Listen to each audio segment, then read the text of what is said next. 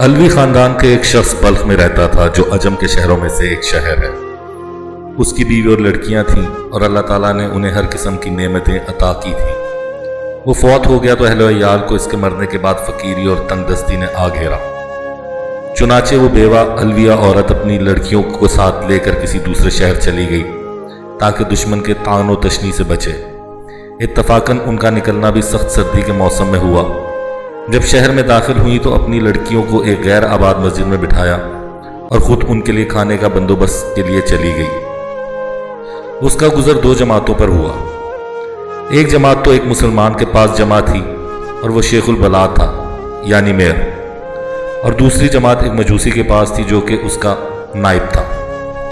پہلے تو گئی مسلمان کے پاس اور اس کو اپنا حال سنایا اور کہا، میں ایک الوی شریف خاندان کی عورت ہوں اور میرے ساتھ یتیم لڑکیاں ہیں جن کو میں نے ایک غیر آباد مسجد میں بٹھایا ہے اور آپ سے آج کی رات کا کھانا مانگتی ہوں۔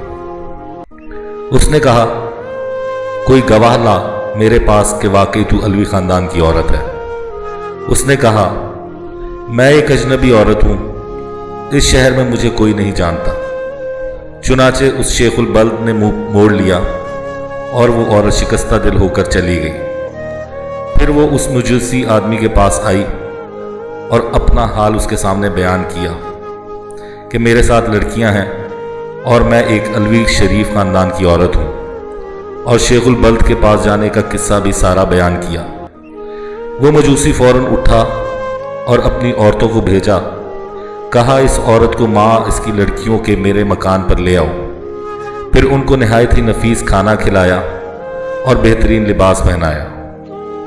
جب آدھی رات ہوئی تو شیخ البلد نے خواب میں دیکھا کہ قیامت قائم ہو گئی ہے اور رکھا گیا ہے ایک جھنڈا نبی کریم صلی اللہ علیہ وآلہ وسلم کے سر پر، اور ایک محل ہے سبز یاقوت کا جس کے کنارے یاقوت کے ہیں اور اس میں مرجان کے یاقوت جڑے ہوئے ہیں۔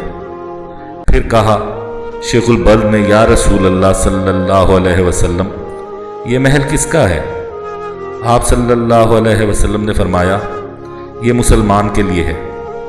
اس نے کہا، یا رسول اللہ صلی اللہ علیہ وسلم، میں مسلمان ہوں۔ تو آپ صلی اللہ علیہ وسلم نے فرمایا، میرے پاس گواہ لا کہ تو واقعی مسلمان ہے۔ وہ یہ سن کر حیران رہ گیا تو فرمایا، نبی کریم صلی اللہ علیہ وسلم نے، وہ عورت الویہ جب تیرے پاس آئی تھی تو نے بھی تو یہی کہا تھا کہ میرے پاس گواہ لا کہ واقعی تو الویہ عورت ہے، بس اسی طرح تو بھی گواہ لے آ میرے پاس کہ واقعی مسلمان ہے۔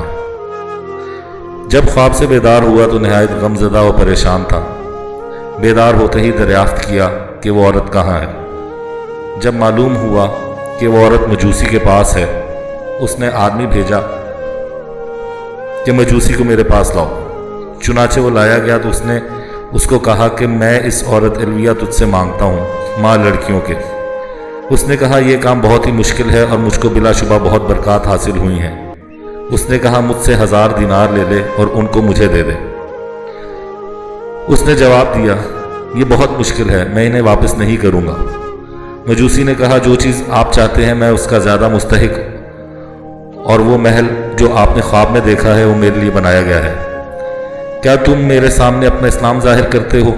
اللہ کی قسم، جب تک میں اور میرا اہل و عیال تمام کے تمام اس الویہ کے ہاتھوں پر مسلمان نہ ہوئے رات کو سوئے نہیں تھے۔ میں نے خواب میں اسی طرح دیکھا جس طرح تم نے دیکھا ہے، اور مجھے رسول اللہ صلی اللہ علیہ وسلم نے فرمایا کہ وہ عورت الویہ اور اس کی لڑکیاں تیرے پاس ہیں۔ میں نے عرض کیا، جی ہاں یا رسول اللہ صلی اللہ علیہ وسلم۔ تو آپ صلی اللہ علیہ وسلم نے فرمایا، محل تیرا اور تیرے گھر والوں کا ہے، تو اور تیرے گھر والے تمام جنتی ہیں۔